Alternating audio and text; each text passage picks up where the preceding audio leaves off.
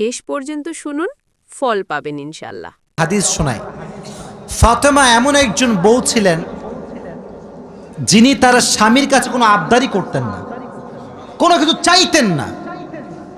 তো একদিন স্বামী আসছে, আলী এসে বলছে, এই ফাতেমা, তুমি আমার কাছে কোনো কিছু চাও না কেন? কিচ্ছুই চাও না, আমি চাই তোমাকে দিতে, তুমি নিতেই চাও না। আজকে তুমি এমন একটা কিছু চাইবা যেটা খাওয়ার জিনিস হবে, আমি তোমাকে নিয়ে এসে খাওয়াবো, আমি তোমাকে নিয়ে এসে। তো ফাতেমা বলছেন, না দরকার নাই। কি দরকার, থাক না, কোনো প্রয়োজন নাই।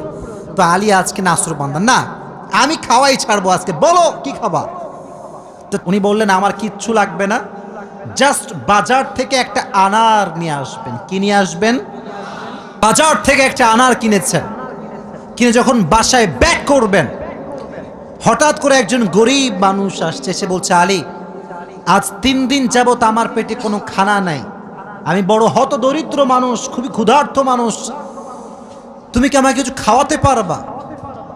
আলী রাদিয়াল্লাহু তাআলা আনহু এতটা দান করার মেন্টালিটি ছিল, এতটা ভালো মানুষ, আরটাও আল্লাহর রাস্তায় দান করে দিয়েছেন। তো দান করে দিয়েছেন, হঠাৎ করে মাথায় আসছে, তো কার জন্য ছিল? ফাতেমার জন্য। বলেন কার জন্য ছিল? তো মনটা খারাপ যে জীবনে বউ একবার চাইলো, তাও খাওয়াইতে পারলাম না, মানুষকে দিয়ে দিলাম। বাসায় আসছে, মনটা খুবই খারাপ। তো বউয়ের ভালোবাসা কাকে বলে খুব ভালো করে বুঝবেন। আলী যখন গেটটা খুলেছে, ফাতেমা যখন আলীর চেহারার দিকে তাকাইছে, বলছে, আলী, নিশ্চিত তুমি আমার বেদনা, আমার ডালিম তুমি আল্লাহর রাস্তায় দান করে দিয়েছো। সুবহানাল্লাহ পড়ে। তো বলছে ফাতেমা, আসলেই তাই, আমি দান করে দিয়ে আসছি। তো বলছে, আলী, তুমি যদি আমার জিনিসকে আল্লাহর রাস্তায় দান করে খুশি হও, আমি ফাতেমা তাতেই খুশি হয়ে গেলাম। হঠাৎ করে একজন মানুষ বাসার গেটে নক করেছে, গেট খুলেছে। তো দেখছে গেটের বাইরে দাঁড়িয়ে আছে একজন সাহাবী, তার নাম হচ্ছে সালমান ফারসি। তার নাম কি? বলছে, কি হয়েছে আপনার, হঠাৎ করে আপনি আমাদের বাসায় আসছেন? বলছে, নবীজি তোমার জন্য 9টি আনার হাদিয়া পাঠিয়েছেন। তো আলী বলছেন, নো, এটা আমার না, এটা আমার হতে পারে না। সালমান ফারসি বলছে, কেন? এটা তোমার জন্য পাঠিয়েছে। আলী বলছে, ভালো করে চেক করো, এটা আমার জন্য হতে পারে না। বলছে, কেন? বলছে, আল্লাহ তাআলা কোরআনে বলেছেন, মান জাআ বিল হাসানাতি ফালাহু আশরু আমসালিহা, যে আল্লাহর রাস্তায় একটা দিবে, আল্লাহ তারে 10 গুণ বাড়ায় দিবে। তাহলে আমার তো 9টা হবে না, আমার হবে কয়টা? তো সালমান ফারসি এই কথা শুনে আবার পকেটে হাত দিয়েছে, হাত দিয়ে আর একটা বের করেছে, বলছে, নবী তোমাকে 10টাই দিয়েছে, আমি জাস্ট পরীক্ষা করছিলাম। সুবহানাল্লাহ পড়ে। তো চাইলেও একটা ভালোবাসা লাগে, আর যে আল্লাহর রাস্তায় দান করে তার আরো বেশি বাড়ায় দেয়। একজন আওয়াজ দিয়ে বলেন, তিনি কে? আর একটা রেওয়ায়াত বলি, একদিন ফাতেমা রাদিয়াল্লাহু তাআলা আনহা সুতা বিক্রি করলেন। কি বিক্রি করলেন? সুতার দাম হচ্ছে 6 দিরহাম। কয় দিরহাম? আচ্ছা। তো বলছে, হে আমার স্বামী আলী, 6 দিরহাম নিয়ে কয়েকটা রুটি নিয়ে আসো হাসান এবং হোসাইনের জন্য। কার জন্য? হাসান এবং হোসাইন কার সন্তান? ফাতেমা এবং আলীর সন্তান। তো অবাক করে একটা রেওয়ায়াত, আমি জাস্ট গতকালকে এটা পড়লাম, এটা আমি আগে জানতাম না। তো বের হয়েছে বাসার থেকে রুটি কিনবার জন্য। কি কিনবার জন্য? রুটি কিনে ফেলেছে। Just he was coming back to home, বাসায় আসছিলেন। হঠাৎ করেই গরিব আসছে, অসহায় মানুষ। আলী, কিচ্ছু নাই পেটে খাওয়ার মতো, তুমি কিছু দিতে পারবা? আলীর মনোমাইন্ড এতটা বড় ছিল, যা কিনতে গিয়েছিল ফ্যামিলির জন্য, ওইটাও আল্লাহ রাস্তায় দান করে দিয়েছে। জোরে সোরে পড়ুন সুবহানাল্লাহ। তো যখন ফিরে আসবেন, হঠাৎ করে একজন লোক আসছে, এসে বলছে, আলী, তুমি কি এই উটটা কিনবা? উট? বলেন কি? তো আলী বলছে, না ভাই, টাকা পয়সা নাই, কেনার সম্ভব না। তো বলছে, তোমাকে আমি এইটা এখন দিচ্ছি, তোমার যখন বিক্রি করার সুযোগ হবে তখন বিক্রি করবা, তোমার লাভ তুমি রাখবা, আর আমারটা আমাকে দিলেই হবে। তো আলী বলছে ঠিক আছে দাও। জাস্ট উটটা নিয়েছে, উট নিয়ে বাসায় ব্যাক করবে, আবার আরেকজন আসছে, বলছে ভাই এর দাম কত নেবেন বলেন। বলছে ভাই আপনি দাম বলেন। যে উটের দাম হয় 200 দিরহাম, ওই লোক আগেই বলছে আমি এটাকে তোমার কাছ থেকে 300 দিরহাম দিয়ে ক্রয় করে নিব। নিয়েছে উট। তাহলে আগে ছিল মাত্র কয় দিরহাম, এখন তিনি কয় দিরহামের মালিক হয়ে গেলেন? সুবহানাল্লাহ পড়তে পারলেন না? এখন এই যে 300 দিরহামের মালিক যাকে দিবে, লভ্যাংশ খুঁজে পায় না। কই গেল লোকটা? লোক আর খুঁজে পায় না, না পেয়ে বাসায় আসছে। যখন গেট খুলেছে, গেট খুলেই দেখছে নবীজি তার বাসার ভেতরে বসে আছে। বলছে আলী আজকের ঘটনা তুমি বলবা নাকি আমি বলবো? বলছে নবী আপনিই বলেন।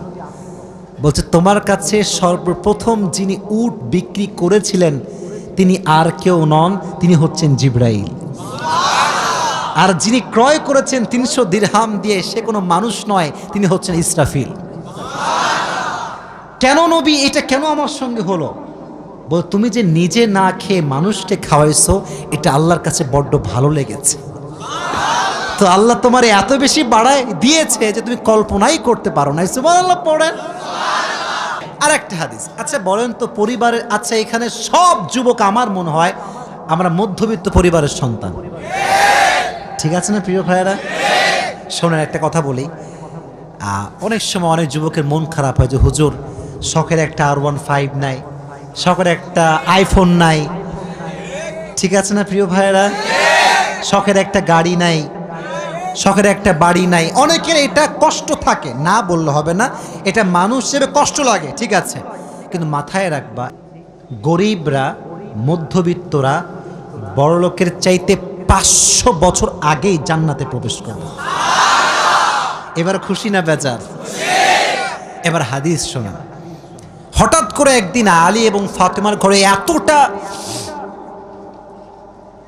এতটা অভাব, ভাত নাই, চাল নাই, ডাল নাই, কিচ্ছু নাই, একেবারে 3 দিন যাবত না খাওয়া। কয়দিন?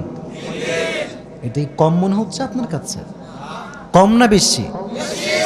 আপনি বিশ্বাস করেন আজকালকার যুবকরা বডি বিল্ডিং করে, ইভেন তার 6 প্যাক বডি আছে, কিন্তু রোজা রাখতে চায় না। কয়দিন যাবত না খাওয়া। এবার আলী রাদিয়াল্লাহু তাআলা আনহু বাধ্য হয়ে গিয়েছেন, আর পারছেন না। বলছে ফাতেমা যাও, বাবার কাছে যাও, বলো আব্বাজান বাসাতে খাবার মতো কিছু নাই, আপনার কাছে কিছু হবে খাওয়ার মতো? আহা!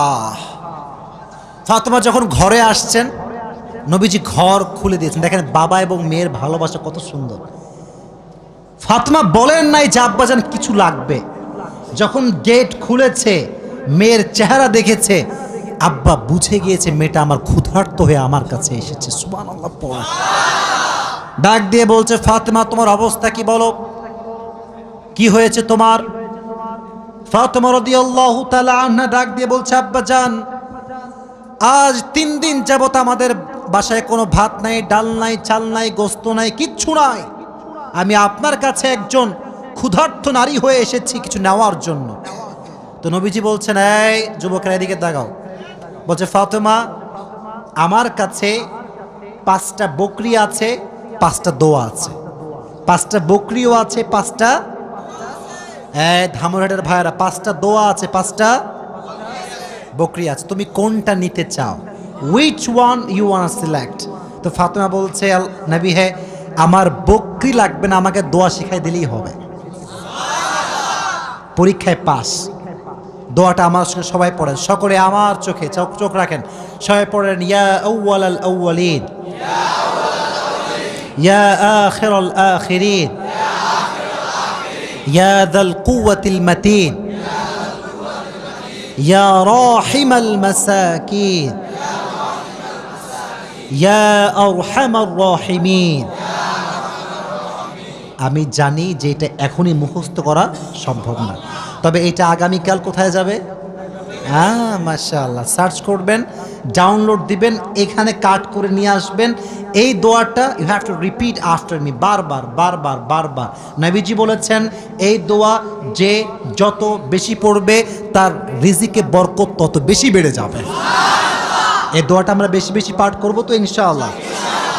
এবার ফাতেমা আলীর কাছে ব্যাক করেছে। আলী বলছে, ফাতেমা তোমার হাতে গোস্ত কোথায়, ভাত কোথায়, খাবার কোথায়? তোমার হাত তো খালি, কোথায় আমার খাবার? তুমি তো খালি হাতে ফিরে এসেছো। বলছে, আলী আমার হাত খালি না, আমার হাত ভরপুর আছে। বলছে কিভাবে? বলতেছে যে যাহাবতু লিদ-দুনিয়া ওয়া জিতু বিল আখিরা, আমি নবীর কাছে দুনিয়া চাওয়ার জন্য গিয়েছিলাম, নবী আমাকে আখিরাত দিয়ে ফিরাই দিয়েছে। আমি আখিরাত নিয়ে তোমার কাছে এসেছি। তো আলী এবার নিজেই আসছে। এবার নিজে কে আসছে? আলী। পরে এবার কে আসছে? নবী। হে অভাব, খাবার দাবার কিচ্ছু নাই। নবী এবার সংখ্যা বাড়ায় দিয়েছে। বলছে আমার কাছে 5000 বকরি আছে আর 5টা দোয়া আছে, তুমি কোনটা চাও? আলী বলছে, নবী 5000 বকরি নয়, 5টা দোয়া হলেই চলবে। কতটা আল্লাহর উপরে ভরসা চিন্তা করেন। আমার মতো আপনার মতো মদন হইলে আগে বকরি দেন, তারপর দোয়া দেখা যায়। ঠিক কিনা যুবক ভাইরা বলো? শুধু এইটা, বিপদে পড়লে মানুষ সুদও খায়, ঘুষও দেয়। আল্লাহর উপরে ভরসা করে কিছু থামবে, দোয়া করবে, তাহাজ্জুদ পড়বে, এই সবর মানুষের মাঝে নাই। ঠিক কিনা যুবক ভাইরা বল? এজন্য আমাদের অভাব আসলে, দুঃখ আসলে আমরা ভরসা করব একজনকে। আওয়াজ দিয়ে বলেন, তিনি কে?